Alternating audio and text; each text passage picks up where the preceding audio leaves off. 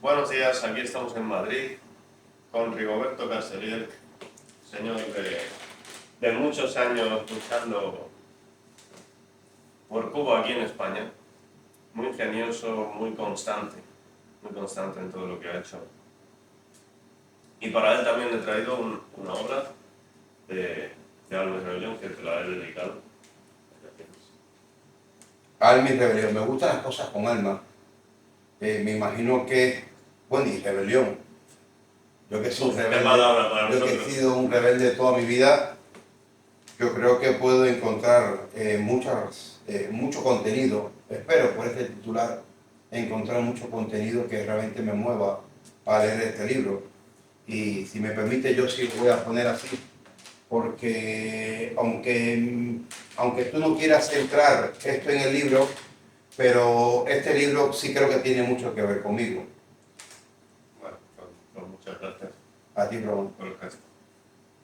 Voy con la primera pregunta que le hacemos. ¿Cómo fueron tus inicios como opositor? ¿Cómo empezaste? Mira, Román, a mí me tocó, como mucho me gusta cantar muchas veces en este espacio, una canción de Pau Donné que se titula yo nací en el lado oscuro, ¿no? En el lado oscuro de la cara, sabes que la luna tiene dos caras, ¿no? Tiene un lado oscuro. Yo no elegí donde me tocó nacer, ni elegí la familia, ya sabes que eso te viene dado en la existencia, ¿no? Y nací en una sociedad en que, bueno, yo creo que ya muy dividida por un proceso ideológico que nació en el 59. Por un lado, mi familia paterna estaba muy integrada dentro del sistema, eran todos comunistas o oportunistas, la verdad que no lo sé. Y por otro lado, una familia de campesinos que se habían asentado en una ciudad, que lo único que sabían era trabajar, y cuando llegan a la ciudad, mi abuela vio que, bueno, que si mandaba a los hijos a la iglesia, como decía mi abuelo, que era un albañil, allí no le iban a enseñar nada malo, Mi abuelo era ateo, pero pensaba que si mandaba a los hijos a la iglesia, pues allí nada malo le iban a enseñar, ¿no? La cosa es que yo termino yendo a la iglesia sin haber hecho una elección personal.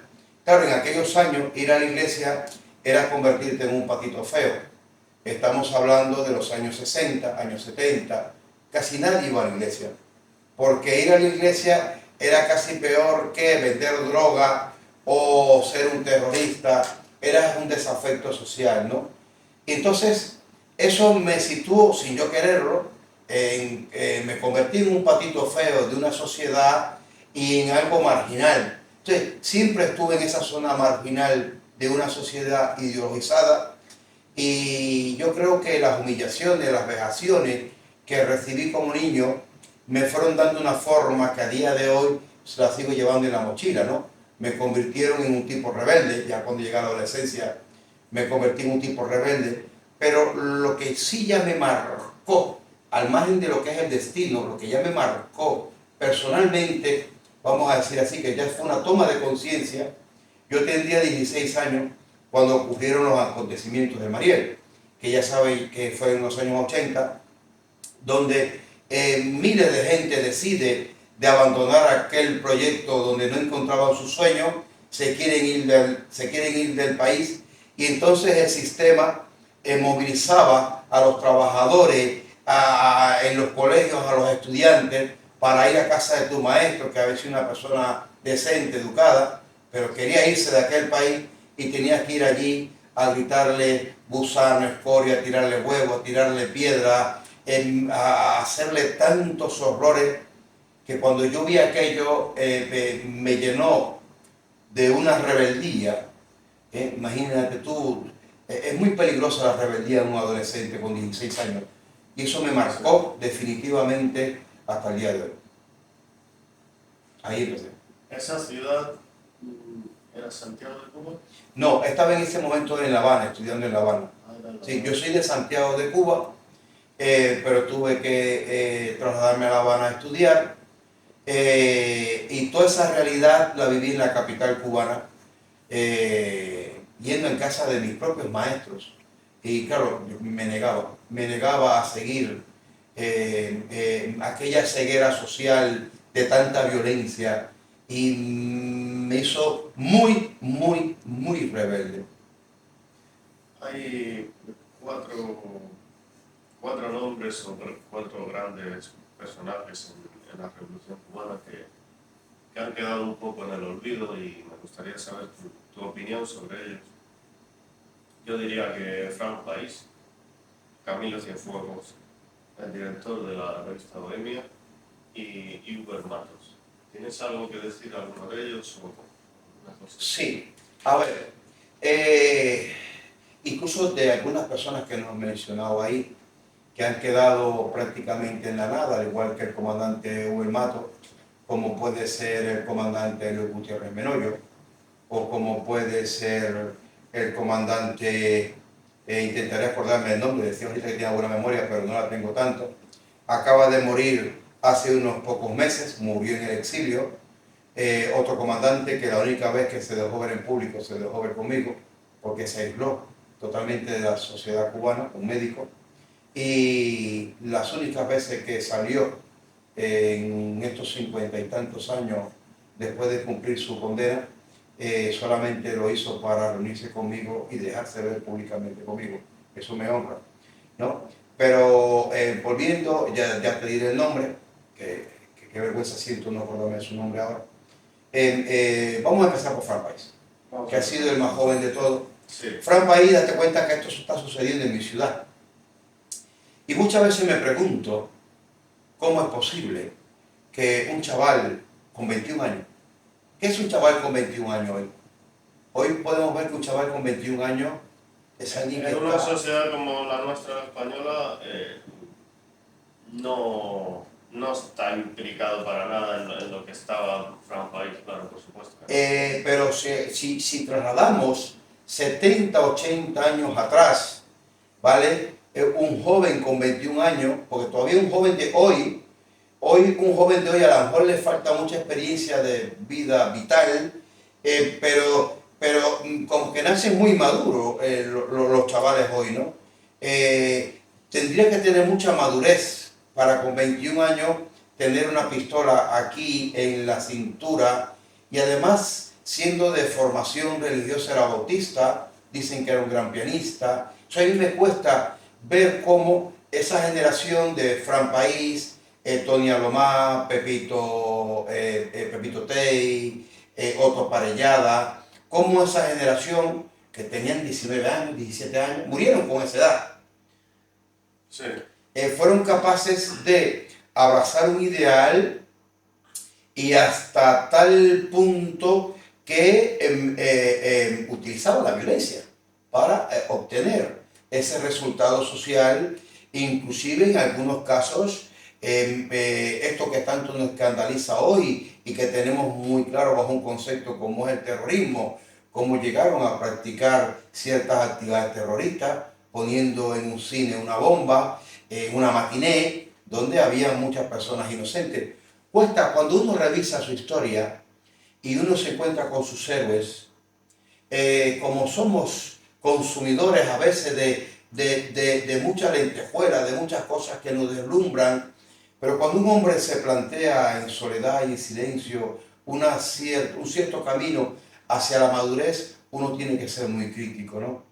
Porque yo jamás, en principio, abrazaría la violencia y me costaría aplaudir o promover la violencia. Puedo entender que, por ejemplo, un padre que le viola a un hijo pueda sentir un momento de violencia interior y no me excluyo, no me excluyo de tener momentos de una violencia que me pueda sorprender, pero fríamente yo creo que jamás abrazaría la violencia ni motivaría a un pueblo, porque muchas veces cuando sucede la violencia, normalmente pagan el resultado de eso los más débiles, los más pobres, casi nunca el poder. Sí, estoy de acuerdo con eso que dices, por supuesto. Y hubo el Mato, volviendo ya a la generación después del 59, que se plantearon hacer una revolución, hubieron mucha gente traicionada.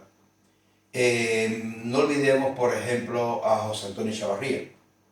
No olvidemos a todo aquel grupo del movimiento estudiantil cubano, universitario. Por eso no quería dejar afuera a Eloy Gutiérrez Menoyo, ¿no? Un hombre que incluso en nuestro exilio lo abrazó como un héroe a la salida de la prisión, para después, cuando el hombre quiso ser libre y plantear su proyecto, lo desecharon, lo marginaron, lo acusaron de traidor. Y yo sigo reivindicando a la gente, porque no hay que compartir las ideas de nadie para saber respetar al otro. Si creemos en la diversidad, si creemos en la libertad, si creemos en la democracia, tenemos que, como mínimo, saber respetar el ideario del otro. Y eso para nosotros los cubanos es muy complicado. Nosotros solamente somos capaces de abrazar al que piensa como yo, nunca al que piensa como él. Y ahí yo creo que es nuestro gran déficit. Es que saber valorar al que no piensa como tú. Y tiene un valor su proyecto, y tiene un valor su ideario. Y por eso reivindico muchas veces la figura de Eloy Gutiérrez Menoyo, que está tan desnostada.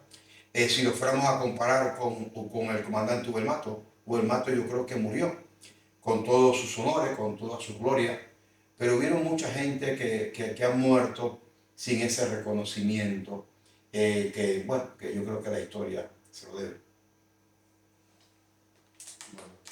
Bueno, ¿pasamos a otra pregunta o prefieres hablar también del director de la revista? A ver, ahí tengo menos experiencia. Del lector de la revista Bohemia, lo único que destacaría es una supuesta carta. Y digo supuesta carta porque eso yo creo que como que no ha quedado bien acreditado en la historia, pero hay una supuesta carta donde él reconoce su culpabilidad de haber mentido cuando se le adjudicaban a la dictadura de Batista, y digo dictadura para que no quede duda en ningún momento, cuando se le adjudicaba a la dictadura de Batista tantos muertos, tanta violencia. Y lo que sí está claro es que muchas veces los movimientos de izquierda han sido grandes expertos, y esto que no me sitúe en la derecha. Me gusta hablar como pienso, como siento, pero creo que cada vez que alguien, por una expresión o por una actitud, enseguida te encajona y dice, este tiene que ser de aquí o de allá, porque míralo. No, siempre se van a equivocar conmigo, porque yo soy un hombre que ama profundamente la libertad, y la libertad no tiene ni frontera, ni religión, ni ideología. Por eso que yo soy un personaje tan complicado de entender, ¿no? Este señor pues hace una carta donde él reconoce supuestamente todas las mentiras que habían echado en Bohemia para movilizar a la sociedad, pero bueno, a mí no me toca, yo no soy historiador, no me toca las verdades de la historia ponerlas sobre la mesa, pero como algo anecdótico, y creo que lo que realmente trasciende para mí, pues es esa supuesta carta. Sí, es una carta que, bueno, mi padre siempre la admiró y fue importante para su manera de pensar en Cuba. ¿A quién admiras actualmente? ¿A quién admiro actualmente? Joder, qué pregunta tan complicada. Yo creo que de las preguntas más complicadas, y mira que yo he hecho cientos y cientos y cientos de entrevistas de todo tipo, y a quién admiro, ¿no? Antes, cuando era muy joven, admiraba profundamente a Jesús de Nazaret, aquel carpintero, que yo me lo creí. Me creí que el amor era una gran razón para vivir, que el perdón era una gran razón para vivir. Y admiré a mucha gente, a lo largo de mi vida he admirado a mucha gente, ¿vale? Pero a medida en que uno se va haciendo mayor, uno se da cuenta que uno se llena de ídolos. Y a veces, por tu falta de experiencia, por tu falta de madurez, le atribuyes a los ídolos virtudes que no tienen, porque se le atribuye dentro de un proceso de deslumbramiento que te cautivan. Y bueno, ¿a quién admiro a día de hoy? Bueno, quisiera seguir soñando y decir que admiro a un Martin Luther King diciendo aún es posible, sueño con que algo puede cambiar, no. Admiro a un Gandhi, a un Mahatma Gandhi. ¿Y a quién admiro? Si tuviera que elegir a alguien en Cuba, ¿a qué cubano admiro? No sé si elegir un artista que tiene poco, entre comillas, poco compromiso social o poca ideología, pero diría Celia Cruz, ¿no? Y entonces diría, joder, ¿y cómo? Y Celia Cruz, con lo clara que era, ¿cómo no? Pero no, yo creo que hay mucha gente admirable, porque conocidos o no conocidos, yo voy a elegir a José Antonio Reyes Dupont, un hombre que para mí fue un testimonio de vida, cerca de 20 años en una prisión, sufrió todo lo que se sufrieron en aquellos años en las prisiones cubanas, recibió todos los puntapiés que se perdieron y al final murió, entre comillas, sin gloria. Tan sin gloria que cuando murió varios amigos tuvimos que rascarnos el bolsillo para pagar su entierro, ¿no? Y posiblemente la vez que su nombre salga a relucir, posiblemente sea yo de los pocos, un hombre que dio tanto, ¿no? Y yo creo que como él es un gran ejemplo de tanta gente que ha dado su vida por una causa y que ni la misma sociedad por la que vivió y se entregó y padeció le van a recordar. Hay mucha gente. Bueno, muy duro lo que dices. La siguiente pregunta, vamos a ver. Entre los que hemos luchado o hemos hecho algo o conocemos el tema de la oposición cubana fuera de Cuba, sabemos que, por ejemplo, aquí en España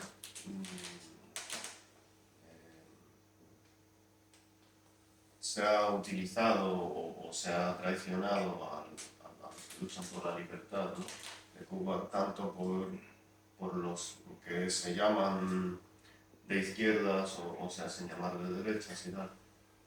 ¿Tienes alguna anécdota de eso? De cómo les han dado a los cubanos por un lado y por el otro. Sí, yo creo que los partidos políticos, y no vas a fuera a nadie, los partidos políticos que le han prometido a los cubanos, porque por ejemplo no puedo hablar de Podemos, que son nunca los cubanos demócratas le han prometido nada, ¿no? Siempre han estado asociados a la dictadura. Pero por ejemplo el PP y el PSOE, ¿no?, que sí podrían ser dos partidos de identidad nacional, con cierta vinculación a la causa cubana y al pueblo cubano, los únicos dos partidos que de verdad han gobernado en España, cuando han estado en oposición han prometido mucho, siempre, por defecto. Y cuando han llegado al poder, donde dije, digo, Diego, ¿no? Fíjate tú que parece el Partido Popular el más afín, el más cercano, el más solidario, el más tal, y no es tan así, no es tan así, porque, y claro, ahora, y digo así, este tipo de izquierda, porque fíjate cómo habla mal del PP, sí. Porque para uno ser de izquierda o de derecha tiene que hablar mal de uno y bien de los otros, y yo no creo en esos conceptos, yo soy un esclavo de la verdad, y la verdad no puede ser nunca amordazada ni por palmaditas en la espalda, ni por subvenciones, ni por nada que te pueda comprar o arrebatar esa libertad. Y el Partido Popular ha prometido mucho, y sin embargo el Partido Popular fue quien suspendió recibir a los disidentes, la fiesta del Día Nacional en la embajada de España en La Habana. El Partido Popular, tanto con Rajoy, mira, te voy a poner un ejemplo de errores que incluso que tal vez aparentemente sean positivos, pero para mí no lo son. Hay un momento del gobierno de Aznar, que fue el primer gobierno, diríamos, de la derecha, del Partido Popular en democracia, que Aznar, yo no sé de dónde, con qué autoridad se sintió, que llegó a determinar quién tenía que ser el líder de la nación cubana. Y para mí eso fue una gran violación, porque eso no es respetar la democracia, ¿vale? Yo creo que el liderazgo de la nación cubana tiene que nacer de la nación cubana. Una cosa es apoyar y otra cosa es decir cosas que no te corresponden, ¿no? Y entonces ahí lo vi un poco desenfrenado. Llegó a decir, bueno, yo creo que era muy obvio, ¿no? Que el futuro de la nación cubana tenía que ser Osvaldo Payá. Osvaldo Payá es, por supuesto, un líder muy importante, que además yo formé parte de ese movimiento en sus inicios, pero cuando yo creo que no es la democracia por sus mecanismos la que se expresa y tú intentas decir quién es el que vale y quién no vale, que todavía es peor, yo creo que eso es un grave error. O sea, los partidos políticos han cometido muchos errores. El PSOE, ¿cuántas veces el PSOE nos ha dado la espalda? ¿No? ¿Cuántas veces nos ha dado la espalda? Pero yo creo que un gran error de los cubanos siempre ha sido dejarse influenciar muchísimo. No voy a utilizar el término de potencias extranjeras o de influencias extranjeras.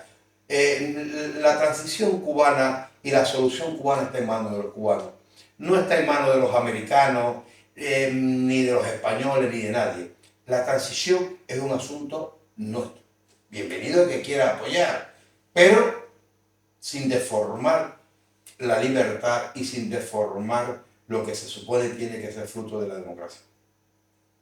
Claro, entendido. Bueno, yo algunos momentos de mi vida he sentido, bueno, pues que me duele algo y tú dices, joder, ¿qué te está pasando? Y claro, y si vas al doctor, el doctor no sabe qué es lo que te está pasando, y si vas a un psicólogo no sabe tampoco qué te está pasando. Y bueno, después de los años uno descubre que ese dolor es Cuba, ¿no? Es algo que te está moliendo por dentro. Entonces, ¿cómo has lidiado tú con ese dolor desde que saliste de ahí? Mira, ¿cómo he lidiado? Primero he sido un esclavo. He sido un esclavo de la realidad cubana durante 48 años. No son pocos 48. ¿Tú qué edad tienes? Tengo 36 años. Pues fíjate tú, todavía te faltan años para llegar a los 48, que son los que yo he dedicado a lo largo de mi vida. Tengo 59 a la realidad cubana, pero con una militancia activa, no pasiva. Yo siempre he estado involucrado en cosas que se conocen y en cosas que no se conocen. También he participado, ¿vale? Y que espero que algún día muchas de esas cosas salgan. No quiero ser tan egocéntrico diciendo hay historias que no se pueden contar si no se habla de mí. Eso sería demasiado egocéntrico. Pero no deja de ser una realidad, porque he estado. Y he estado de manera muy activa y muy eficaz, ¿vale? En muchos grupos, tanto dentro como fuera, ¿vale?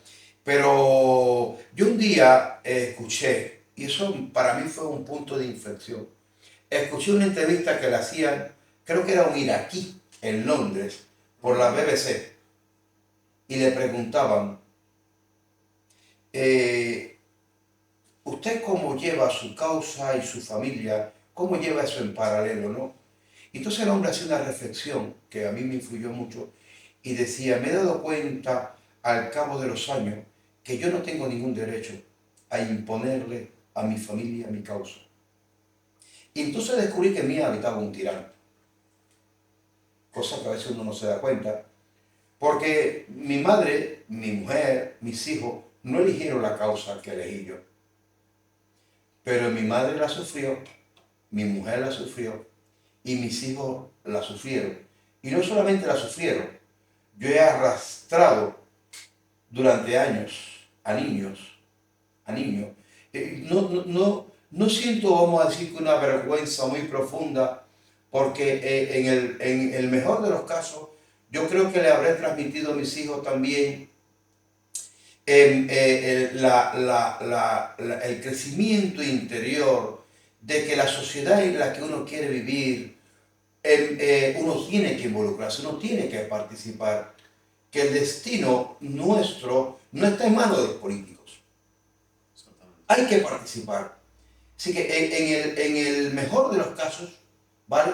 Vamos a decir que a mis hijos le habré aportado desde prácticamente desde muy pequeña edad un cierto activismo para que en la universidad o en la sociedad, cuando tienen que decir cualquier pensamiento, no se dejen machacar por mayorías, ni por un carajo, ni porque lo dijo otro, inclusive la moda. Sí, eso. Hace 15 años, y fíjate tú, hasta dónde he llevado la formación en mi casa, hace 15 años y con unos pantalones rotos eran cosas de pobre que nadie quería. Sí. Y ahora voy a utilizar un término muy español, y ahora vamos como gilipollas a las grandes superficies a comprar mientras más roto mejor. Entonces, ¿y qué son las modas? Somos esclavos de modas, de ideologías. Entonces yo creo que el hombre tiene que tener un espacio en el que se puede encontrar consigo mismo y un carácter para saber decir, mira, lo dirá la mayoría, pero yo no lo comparto. Porque no por el hecho de ser mayoría están ante una verdad absoluta. Pueden estar muy equivocados. Sí, Sí. Yo, ¿cómo he convivido todo esto? Pues en los últimos años yo he intentado buscar un equilibrio entre la familia y mi causa y he pasado desde que nació mi última hija, Lola, que ahora tiene 11 años, yo he pasado, diríamos, como a sacar un poco el pie del acelerador. Pero el que haya sacado el pie del acelerador, en mi interior hay un volcán que cada vez que veo una injusticia, no puedo, no puedo. Y me da igual una simple imagen que he visto hace 2 días de un hombre que le hacía en Cuba una colonoscopia y le ponían una bolsa plástica para recoger la mierda en un país que se vende como una potencia médica. Eso me enerva de tal manera que esa bestia política o militante que yo intento apaciguar vuelve otra vez a la trinchera o vuelve a la calle o vuelve. Es decir, que ese rebelde que hay en mi interior no ha muerto. Bueno, pues mi padre, que se llamaba Román González, siempre íbamos de casa en Cuba, visitando a diferentes familias, a diferentes amigos y tal. Y de vez en cuando solíamos hablar de política y una de las cosas que decía mi padre era que el daño a Cuba, al pueblo cubano, el mayor daño no se podía contabilizar porque era en la mente de los cubanos, en el propio pensamiento de los cubanos. ¿Cómo piensas que se puede curar eso con el tiempo una vez que... Tú lo acabas de decir ya. La respuesta la acabas de dar tú ahora mismo. Acabas de hablar del tiempo. Con el tiempo, decía José Martí que no había pueblo sin virtud. Vale. Hay veces que nosotros perdemos la esperanza y decimos, nada bueno puede salir de esta sociedad. No hay personas buenas en este pueblo y de vez en cuando tú te encuentras con una persona muy educada como tú y eso te devuelve la esperanza. Hay gente educada, hay gente con valores y no se pueden menospreciar los pueblos. Aunque tú lo veas totalmente en tiniebla, en los pueblos hay virtudes. Aunque la esperanza no anida en ti, no anula la existencia de la esperanza. Es decir, que la esperanza existe aunque tú no creas en ella. ¿Vale? Entonces, porque la esperanza es una verdad y la esperanza está ahí. Entonces yo creo en la esperanza, yo creo en la virtud, yo creo, ¿por qué no?, también en los pueblos, aunque muchas veces yo haya dejado de creer en el ser humano, pero en el ser humano basta mirar la historia, hay gente muy grande y no hay explicaciones. Decir, bueno, ¿y por qué esta persona entregó su vida? Decía ahorita Reyes Dupont, José Antonio Reyes Dupont. ¿Cuánta gente han entregado su vida de manera idealista, como un Gandhi, como como ¿Qué podrías decir de esto? Para ti, ¿qué significa la palabra libertad? vale. Antes de decir lo que significa la palabra libertad, voy a ir a Europa, porque has hecho mención de Europa. En Europa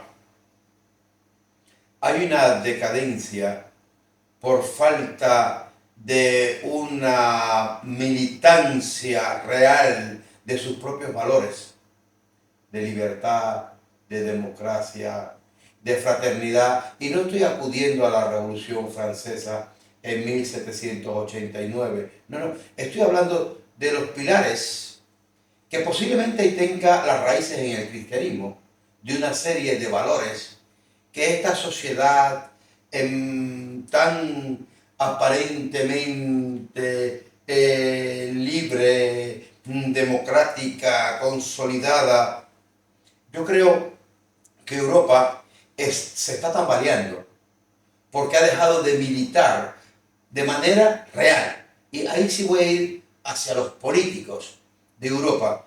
Y ya después le echarán la culpa, como lo hizo Roma, ante los bárbaros, diciendo que la caída del Imperio Romano fue producida por la invasión de los bárbaros. Y con eso estaban tapando, estaban cimentando en la corrupción, de la orgía, bueno, yo creo que el Imperio Romano lo practicó todo, no dejó nada fuera de él, ¿no? Y a veces Europa no se da cuenta, no sé por qué, no se da cuenta y está dentro de este desmadre en lo que todo vale y que no todo vale, ¿no?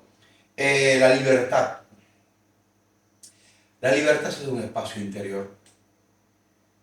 La libertad es un espacio interior.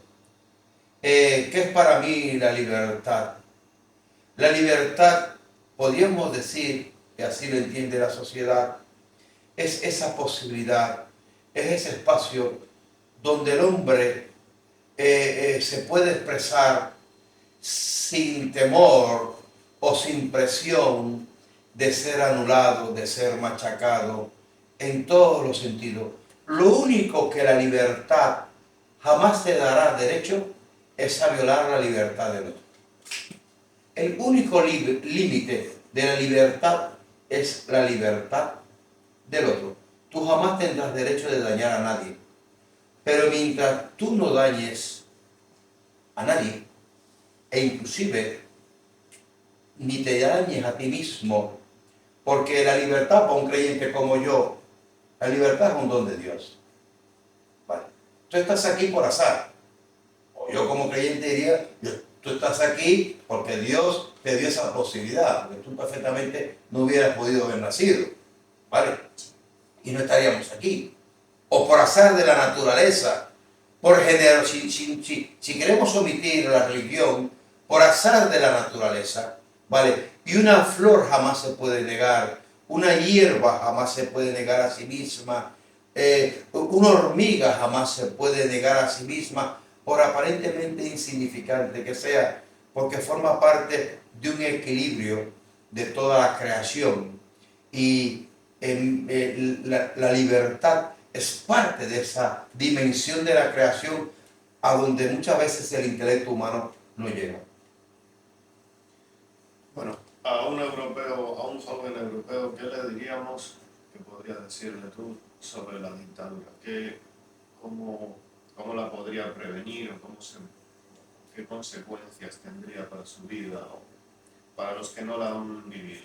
Como si fuera un puñetazo delante de la mesa, le diría, gilipollas, espabila, espabila, que no se sabe lo que se tiene, un dicho muy viejo, no se sabe lo que se tiene hasta que no se pierde. Espabila. El mayor valor que puedas tener en tu mano es tu libertad. Y no se la puedes entregar a cualquier vendedor de moto, por muy guapo que te parezca. Siempre intenta proteger tu libertad de esos que te intentan usurpar con majestuosas ideas, con sueños de futuro. Una vez que caes dentro de la tiranía, ya no hay posibilidad de escapar de ellas. Entonces, vacúnate. ¿Qué le diría a un joven actual? Vacúnate. Pero vacúnate de libertad. Y la libertad es un ejercicio, no solo un pensamiento. Por supuesto, primero hay que pensar para saber hacia dónde se va, pero también se tiene que saber de dónde se viene. La libertad es un pensamiento y después es una actitud. Es un don tan preciado que no se le puede regalar a nadie. ¿Quién es para ti, quién fue para ti Osvaldo Payá? Hombre, Osvaldo Payá fue un hombre, fue un líder que me cautivó. A pesar, diciendo casi un poco personal, a pesar de que su voz no era tan encantadora, porque Osvaldo tenía a la hora de hablar una... No lo sabía. Sí, ya te lo digo yo, ¿no? Entonces, no era una voz tan, no, Sí. tan cautivadora. Tiene su No, que vaya, no, ya me gustaría, en fin, no sé, ¿no? Pero Osvaldo Payá era un hombre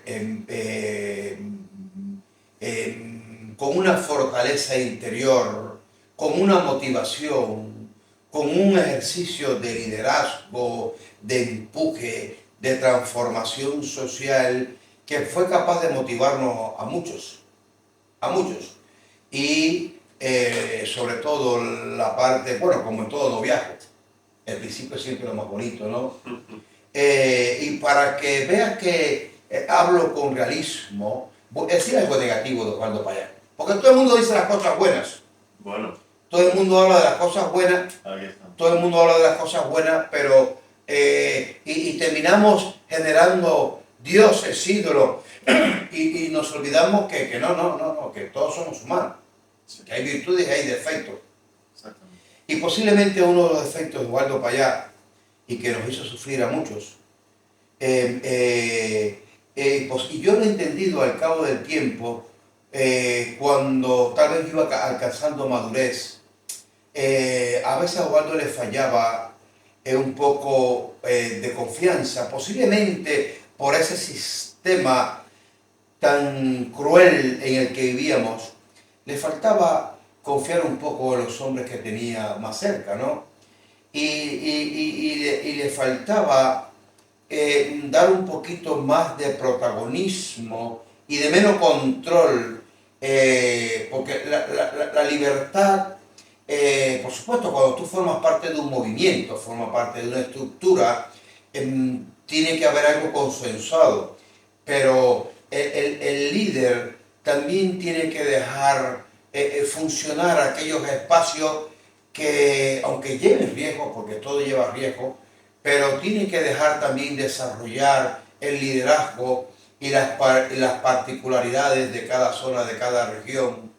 Y a veces Osvaldo era muy celoso del control de todo el movimiento, que a veces hacía que el movimiento dejara de ser un movimiento para pasar a ser una estructura, ¿no? Única y bueno, pero Osvaldo Payá yo creo que es uno de los líderes de estos últimos 60 años, bueno, que ha aportado un sentido y ha aportado un estilo a ese camino de libertad que añoramos los cubanos.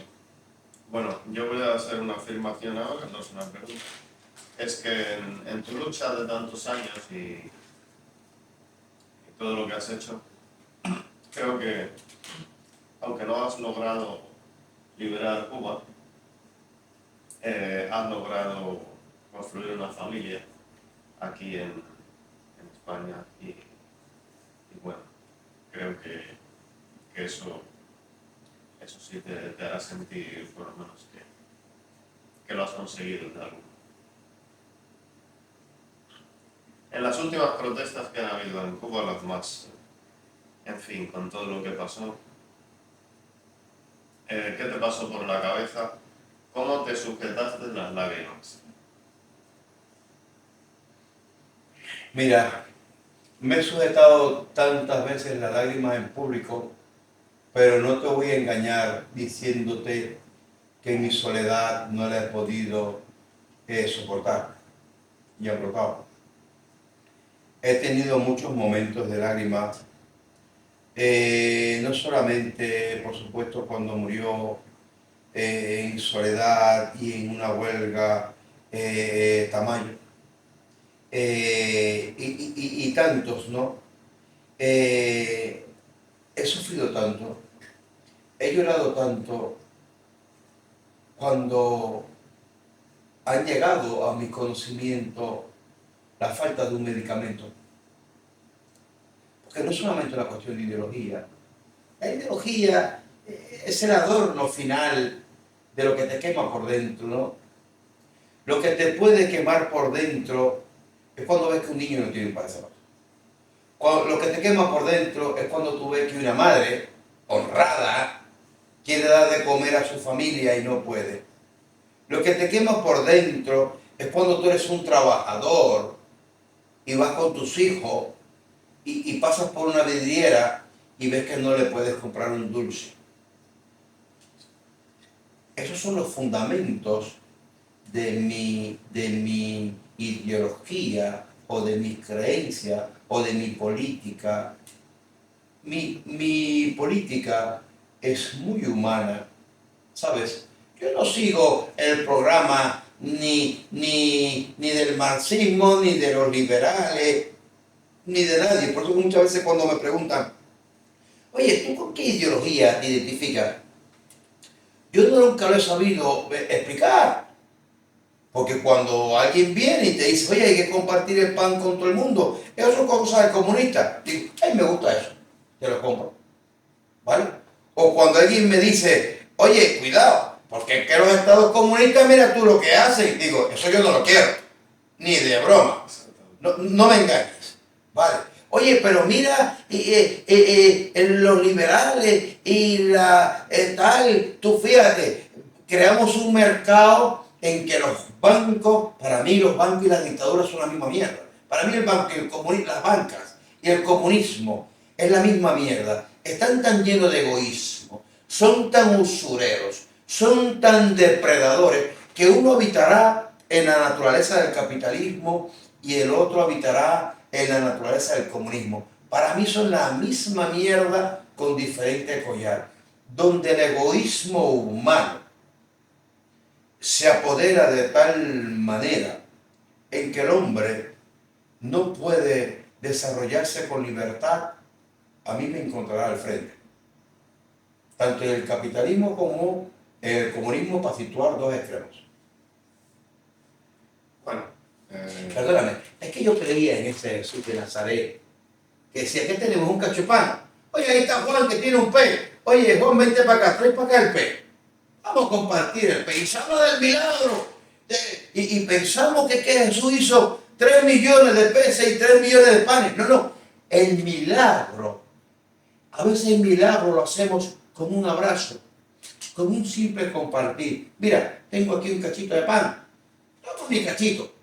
Tómala, mira, renuncio y lo voy a decir de manera vulgar, renuncio a llenarme mi panza y comparto. Y eso genera una felicidad. ¿Qué ese es el gran milagro? No creamos en miles de peces y en miles de panes. El milagro a veces es una mirada. El milagro es un abrazo. El milagro es decir, me quito mis pantalones, no el que me sobra, no, el que me duele. Yo a veces le decía a mis hijos, ¿cuánto tenéis en la hucha? A veces mis hijos no lo entendían. Yo creo que hoy, no sé si lo habrán aprendido. Decir, ¿cuánto tienes en la hucha? Y ya decían, papá, no me jodas, papá, que llego a ahorrar 10.000 pesetas o tú, 100 euros. Yo decía, vamos a comprarle unos zapatos a Pepito, que vive en Placeta y que no tiene la posibilidad que tienes tú. Vamos a mandárselo a Pepito. Y mis hijos no lo intentaron, eran niños. Por eso es que en el fondo a veces yo soy un poco tirano.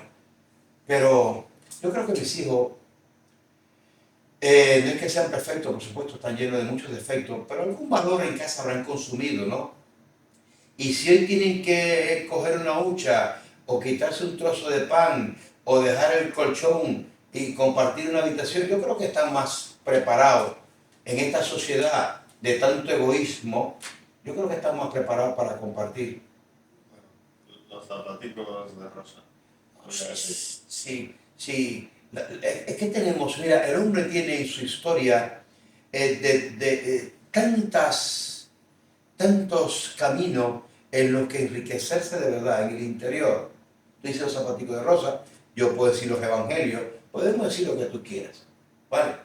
Pero lo que sí es real, que jamás nos podremos justificar diciendo, es que yo nunca tuve la posibilidad de ser bueno.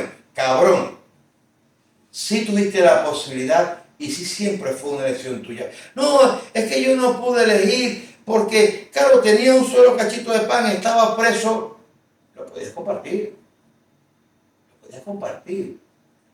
Y no hay nada que alimente más que las virtudes humanas. Donde hay virtud, donde una madre renuncia a su sueño para darle el pecho a esa criatura que acaba de nacer, para que evolucione hacia un futuro. El gran ejemplo es la maternidad, tanto humana como en la naturaleza. Lo que pasa es que muchas veces el yo, no hay peor tiranía que la del yo. Hay que salirse del yo.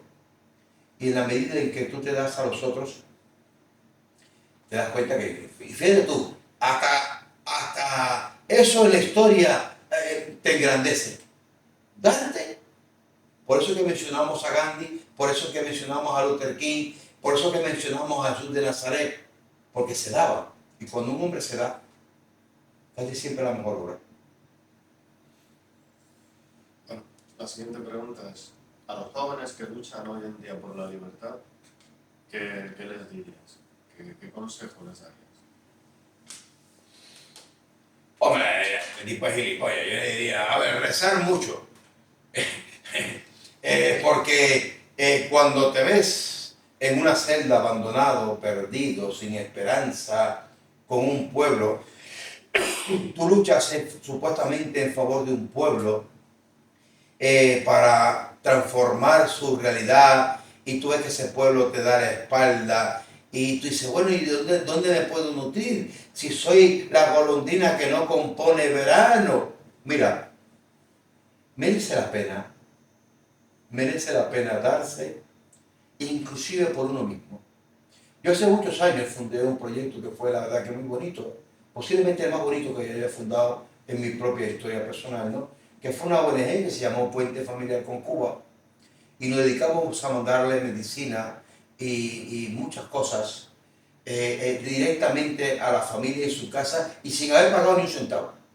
Solo nos mandaban una carta, nosotros la leíamos y le respondíamos directamente a su casa y de manera muy personal.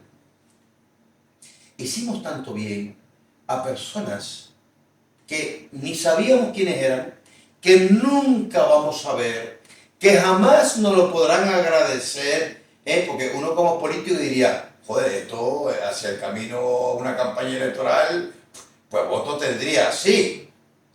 Te aseguro que si Cuba hubiera transitado en aquellos años cuando yo hacía aquellos proyectos, no te miento, que yo hubiera tenido muchos votos en el interior de Cuba, de la población más miserable. Por eso que algunos políticos muy inteligentes se enamoraron de mí y me quisieron meter, que algún día hablaremos de eso, y de lo que yo te decía antes, de las pocas cosas que de mi vida personal se saben, ¿no? Han habido políticos muy poderosos de nuestro exilio y de estos últimos años de esta realidad cubana que decían, con este tipo hay que contar. No contaban conmigo porque yo fuera ni más guapo ni más feo, contaban conmigo porque yo tenía un trabajo muy eficaz a mi espalda, de mucho impacto, y yo soy muy consciente de ello, porque hicimos tanto bien, de verdad, no promesas, no bla bla bla bla bla bla bla bla bla, y sin subvenciones, ¿vale? Entonces, ¿a cuánta gente le cambiamos? No te voy a decir que la vida, las horas, cuántos días, cuando alguien, que lo sé, con un hijo al que yo no había visto, o una familia con, fíjate tú, con 5 niños, todos deficientes mentales, en la pobreza, te la puedes imaginar, en la pobreza más absoluta de la nación cubana, y nosotros llegábamos allí, no como los Reyes Magos, no, porque eso sería de un idiota pensar de esa manera. Llegábamos allí donde a veces el amor no llegaba, y nosotros llegábamos. Hemos hecho muchas cosas bonitas por mucha gente, y creo que me he disgregado porque me he dejado arrastrar, tal vez por la borrachera, de ese proyecto que fue tan bonito y que yo impulsé durante más de 10 años, y que al mismo tiempo también lo abandoné porque los cubanos me superaron. ¿Has pensado en rendirte alguna vez? A ver, me has hecho recordar, y a lo mejor no tiene nada que ver con tu pregunta, me has hecho recordar, no sé si tú sabes que en el 2010, para mí fue muy trágico el 2010. No, no lo sé. Bueno, yo te lo voy a decir. El 2010, yo no sé por qué, yo creo que alguien con mucho poder decidió que a mí había que anularme. Y tal vez me han hecho creer, porque lo normal de un anticastrista es que sea el castrismo quien quiera anular. Eso ya yo lo sé. Es un cuestión de la naturaleza. Pero no, está también la envidia, está esa mezquindad humana, están los intereses políticos, en lo que por alguna razón tú no cuadras y hay que sacarte, hay que hacerte descarrilar. Entonces en el 2010, yo no sé por qué el 2010 para mí fue tan curioso, tan misterioso, porque en el 2010 lo primero que pasó fue que una periodista muy importante de este país, en un ambiente de gente de izquierda, que por primera vez se movilizaba para apoyar la causa cubana, y yo estaba allí, porque claro, era una fiesta muy importante, porque no siempre la izquierda ha decidido estar en ciertos ambientes. Bueno, un ambiente muy importante donde había mucha gente muy importante, desde Vargas Llosa a Resines, a Trueba, en fin, filósofos, gente muy importante de primera línea de este país. Y yo estaba allí, y había una periodista, que ya lo he hecho algunas veces por ahí, había una periodista del periódico El País que iba detrás de mí diciéndole a todo el que estaba allí conmigo, que me abrazaba, que me saludaba, le decía: ten cuidado con este, que es un agente de la CIA. Porque no hay una cosa que acojone más a un izquierdoso de este país, es que le diga: este bebe Coca-Cola, este tiene algo que ver con los yanquis. Eso es que eso no vende. Eso no vende. Hay que ser públicamente anti-yanqui. Yo no bebo Coca-Cola ni utilizo pantalones vaqueros. Parece que eres el más anti-yanqui de la sociedad, ¿no? Entonces, está yo por detrás. Después viene Interview, dicen que fue un error. Interview saca un artículo en el que yo hablo sobre la violación de los derechos humanos de los homosexuales en Cuba, y pone debajo de mi foto: Rigoberto Carceller, disidente homosexual. Vale, yo tengo muchos amigos homosexuales, de los cuales me siento muy orgulloso, pero yo no soy homosexual porque no me gusta, y no necesito probarla, que no me gusta, y yo respeto. Y tengo muchos amigos a lo largo de mi vida, no en estos 30 años de exilio, ya lo tenía en Cuba. Porque al igual que yo era un patito feo y desafecto como religioso, los homosexuales también ya lo eran hace 50 años. Sí. Y éramos los únicos que éramos amigos. Sí, sí. ¿Me entiendes? Sí. Creábamos como guetos, no porque fuéramos homosexuales o religiosos, no. Creábamos guetos como patitos feos. Así que yo soy amigo jamás he tenido nada en contra, porque siempre he respetado la libertad humana. Hoy lo veo con más naturalidad, hoy lo veo con más raciocinio. A lo mejor en aquel momento, simplemente por necesidad, no era capaz de razonarlo como hoy, ¿no? Pero siempre he estado muy vinculado y con todo respeto y cariño hacia esa persona humana que además tiene una opción sexual, que a mí no me interesa y la respeto. ¿Vale? Bueno, Pero lo que sí es real que cuando tú tienes hijos adolescentes y le ponen la revista en el colegio sobre la mesa, eso no es una broma, eso es una cosa muy seria, ¿vale? En el 2010, en portada del País y en la página 3, sale un titular: Rigoberto Carceller es agente de inteligencia castrista. Rigoberto Carceller, la Casa Blanca. Joder, ¿quién coño es Rigoberto Carceller? Que la Casa Blanca, ponía titular, la Casa Blanca desconfía de Carceller. Coño, yo nunca tampoco he sido tan importante para que pongan ese titular de la Casa Blanca. Pero claro, si se quiere vender periódico, hay que crear un morro por la Casa Blanca, como si que me cago en la Casa Blanca como me cago en la Moncloa. A mí eso nada. A un tipo como yo, pocas cosas le pueden amordazar. Y cuando el periodista me llama y dice, oiga, va a salir publicado esto, que usted es un agente de inteligencia castrista, ¿usted qué tiene que decir? Y le digo, yo nunca he sido una oveja como otros. Lo publicaron. A un tipo como yo, solo Dios lo pone de rodillas.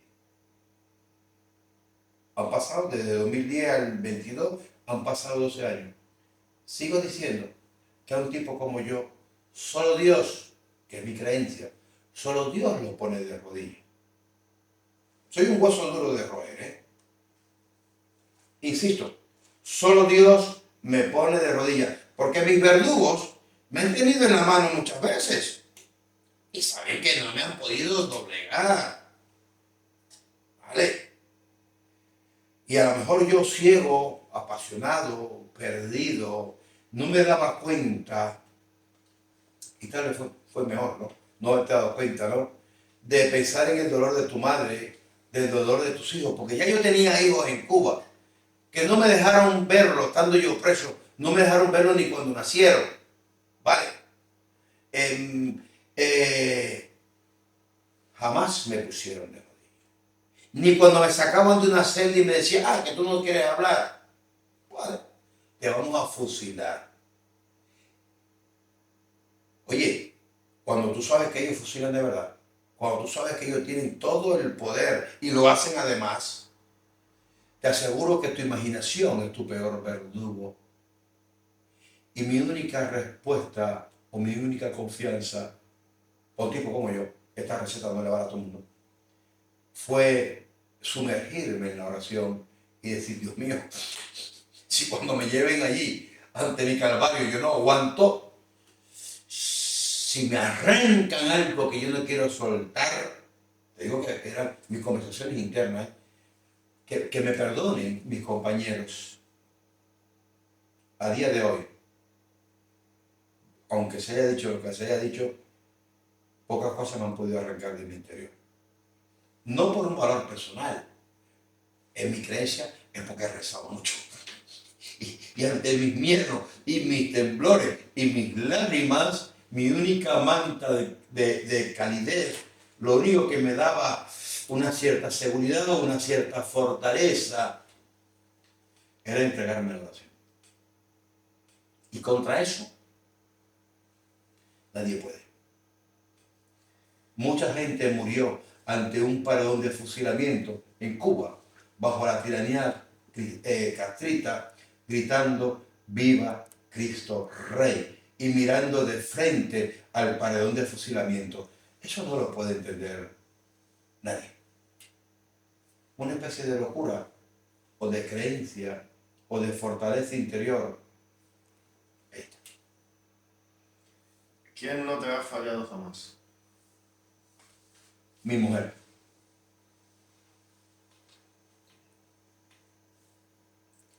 Bueno,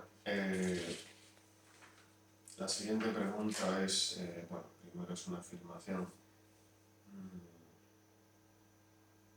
La tiranía tiene un sistema familiar que puede parecerse a la familia real egipcia hace 4000 años o a, yo qué sé, algo así muy primitivo, entre comillas, pero tiene un sistema de derecho internacional que les protege, tienen una estructura como país, como primer ministro, en fin, tienen muchísimas ventajas de ese tipo. Los cubanos quizás están atrapados en el sentimiento de sentirse cubanos. En las protestas, en las últimas protestas o ahora en el futuro, ¿hasta dónde crees tú que los cubanos han entendido que no tienen una policía, que no tienen un ejército, que no tienen un gobierno, que todo eso ha sido eh, una mentira, algo construido desde la dictadura? A ver, mira, todas las tiranías construyen mitos. El otro día yo oí aquí en esta sociedad española, oía que en la época franquista se decían los españoles entre sí, se decían, es que esto Franco no lo sabe. Si Franco lo supiera, estas cosas no ocurrirían. Y yo dije, me cago en la leche. Esto de que me suena. Esto yo lo he oído miles de veces en Cuba. Que Fidel Castro no lo sabe. Pobrecito. Cuánta mierda las tiranías nos meten en la cabeza para doblegarnos tal. Es que es un iluminado. Tú fíjate qué hombre. Nah. Fíjate que ahorita fui capaz de bajar del altar en esta entrevista hasta cuando para allá. Eso, que tiene mucho bueno, decir algo negativo, porque es que tenemos que constantemente estarnos congraciando con esa tiranía que inclusive puede ser la sociedad. Ir en contra de la corriente, se decía antiguamente, o ser la sola golondrina. Pero como ya yo no busco aplausos, no me interesa. No me interesa que nadie me aplauda. Hablo con total libertad, que es mi origen, la libertad. ¿Vale? Mi libertad no puede ser amordazada ni por subvenciones, ni por palmaditas en la espalda, ni por reconocimiento, ni por abrazos. No me interesa. ¿Vale? Mi libertad empezó. Sí, mi líder, mi verdadero líder, nació siendo hijo de un carpintero y terminó en una cruz. Bueno, a lo mejor tú me consideras un idiota por mis pensamientos. Me da igual lo que tú pienses, pero te digo quién soy yo y lo que yo creo. Mi verdadero líder nació siendo hijo de un carpintero, sí, de nadie, de un pueblo, un cualquiera. Y lo único que me ofreció fue una cruz. Me dijo, oye, esto es lo que hay. Y en la historia cubana hay una frase maravillosa cuando, creo que fue José Martí, que va a buscar a Maceo, o no sé si fue Gómez, ahora me falla la cabeza, Sí. pero la frase yo creo que es muy ilustrativa y es lo que vale, no los mensajeros, en la que le dijo, no tengo nada que ofrecerte sino la ingratitud de los hombres. Solo puedo ofrecerte la ingratitud de los hombres. Dame tu vida a cambio de nada. Porque lo único que te puedo ofrecer es la ingratitud de los hombres. Entonces a mí no me vengan vendiendo mamarrachadas, ni subvenciones de la USAID americana, ni el gobierno español, ni la Unión Europea. Váyanse a la mierda. La libertad es un ideal y un ideario. Es un camino que tú tienes que transitar. Y si puedes arrastrar a otros como un profeta, pues bien, arrástralo. Como Gandhi, con su ideario de la no violencia, ¿sabes? Pero para eso, mi querido Román, tú tienes que ser un profeta. No se puede arrastrar a nadie si tú no eres un ejemplo. Y ser ejemplo te costará mucho sacrificio. Y los sacrificios no los quiere nadie. porque todo el mundo quiere ser el más guapo, todo el mundo quiere ser muy aplaudido, todo el mundo quiere ser muy reconocido, y eso es una esclavitud. Y los que estamos un poco pirados, un poco locos, nos damos cuenta de la esclavitud de las invenciones, de la esclavitud de los reconocimientos, de la esclavitud de los aplausos. Y entonces, pues, pero yo me metí en todo esto, Román, y no lo olvides, porque yo, egoístamente, quería ser libre. Y la libertad, Román, no te la concede un sistema. La libertad te la concede una actitud. Y hay que pagar un precio de cárcel, de exilio, de que tu sociedad te dé la espalda, de que la ingratitud de los hombres sea tu reconocimiento. La libertad es eso. Es que digan, este tipo está loco. No, Pues no, sí. no, no. Vamos a ver, la última pregunta. Sí, porque ya, mira, me queda mucho vino. Y a ti ya no te queda nada de la Vamos copa. a ver. Para la transición, para un día que pueda ser una transición en Cuba, ¿qué idea tienes para la transición en Cuba? Es la última pregunta. ¿Qué propondrías tú? ¿Qué dirías? Primero que transitemos nosotros. No puede haber transición si el preámbulo de nuestra propia transición. Si nosotros no transitamos por el respeto al diferente, no habrá democracia consolidada. Si nuestra transición personal, sin nuestra madurez no hay madurez social. Toda transición empieza por tu transición. Hubo un sabio español muy poco querido, porque aquí en España pasé grande y quise fuera a triunfar. Bueno, como en cualquier escenario, nadie es profeta en su tierra, ya dijo el refrán, ¿no? Y este hombre dijo, ¿que quieres cambiar el mundo? Bien, pero con que cambies tú, ya habrán 2 pillos menos. Es decir que todo cambio comienza con tu cambio. Y si Cuba, y esto no son palabrerías poéticas ni mariconadas, Cuba necesita una transición de amor. Y cuando digo amor, no digo cojámonos de la mano y cantemos la internacional, compañeros, mamarrachadas. Amor. Amor. Un pueblo que ha sufrido tanto necesita una cierta comprensión. Y hay muchas cosas muy complejas. Por ejemplo, algo que está ahí, la propiedad. Porque no puede haber transición sin justicia. ¿Vale? Y si esta casa era tuya, ¿cómo te compensamos ahora? Porque no vamos a expropiar a ese desgraciado que lo único que tiene es de estos años de miseria. Le vamos a quitar la casita para devolvértela a ti. Sí. La transición es muy compleja, pero es posible. Y es posible desde el amor. Y es posible desde la generosidad. ¿Por qué hubo una transición de alguna manera en España un poco ideal? Porque las partes encontradas, en aquel momento, no el actual, en aquel momento los líderes de la transición dijeron, no nos vamos a pasar cuenta. Voy a tolerarte.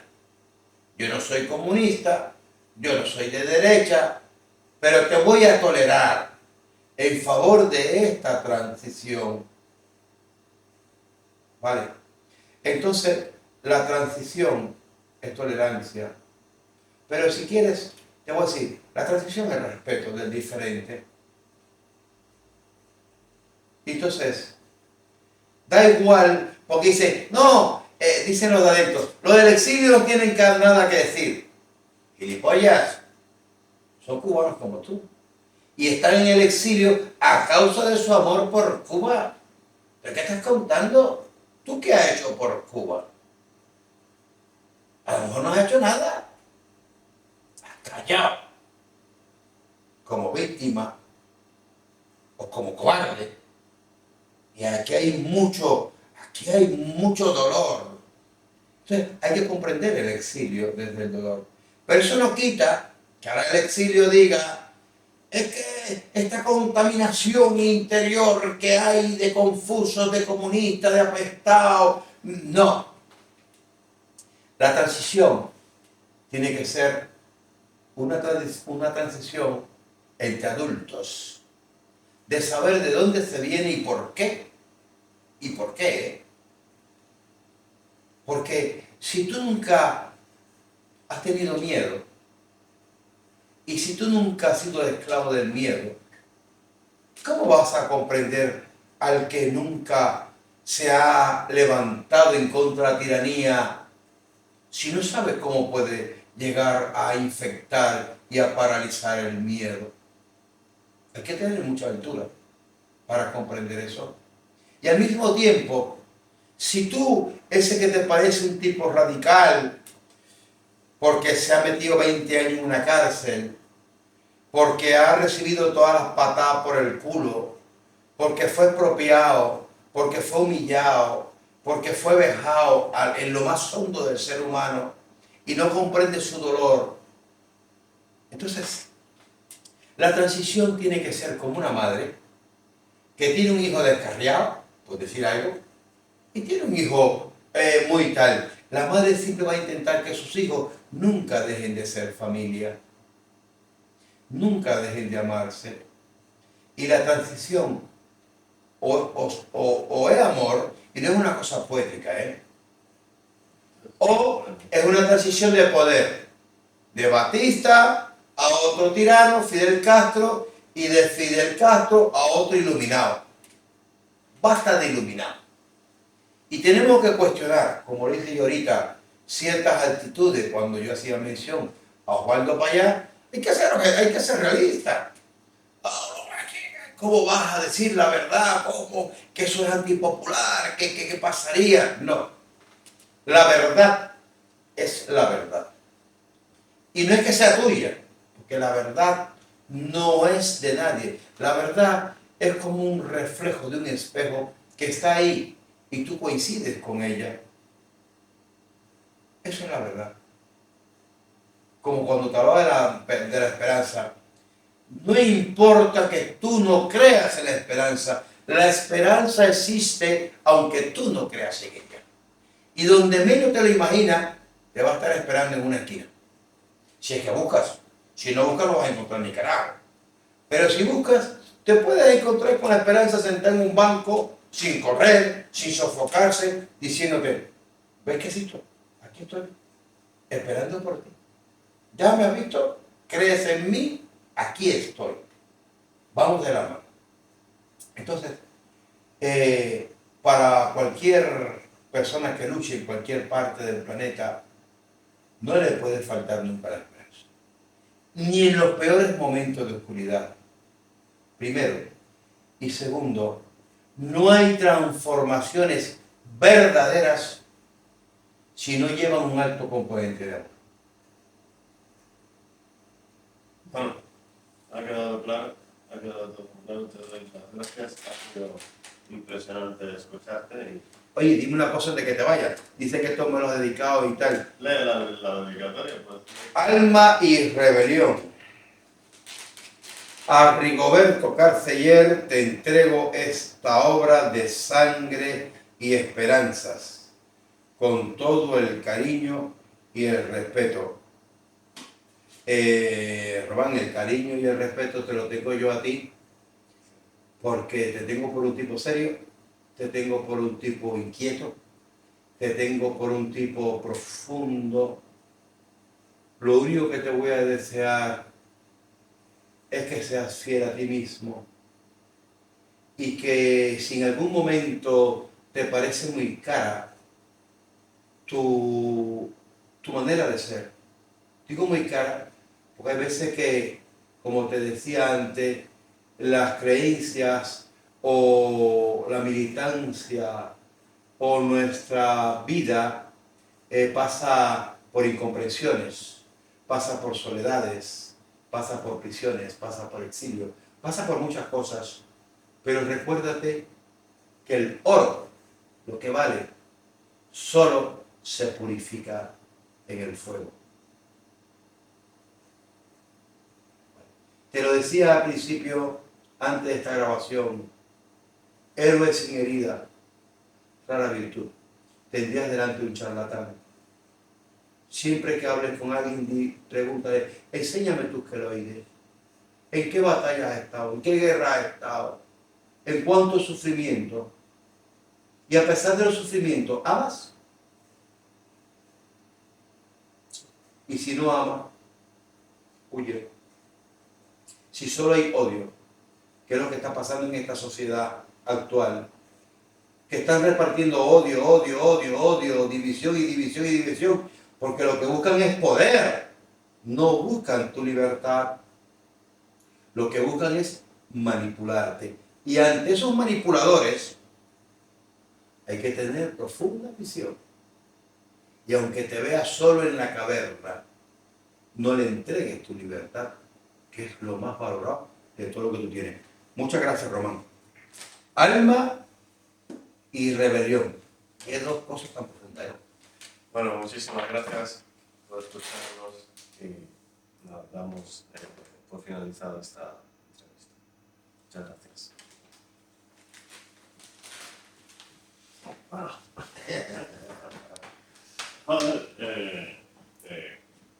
No sé.